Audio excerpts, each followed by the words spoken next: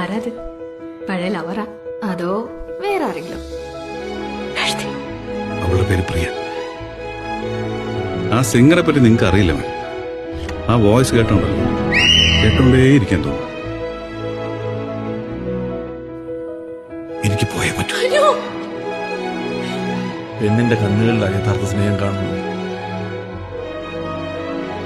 എത്ര വർഷമായാലും കുഴപ്പമില്ല, ഞാൻ കാത്തിരിക്കും അവന് വേണ്ടി. ഇനിയും കാത്തിരിക്കുന്നതിൽ അർത്ഥമില്ല കുട്ടി.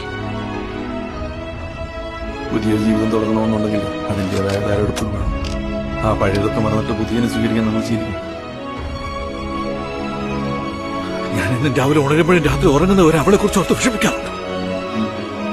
നമ്മൾ തമ്മിൽ കാണരുത് കേട്ടോ.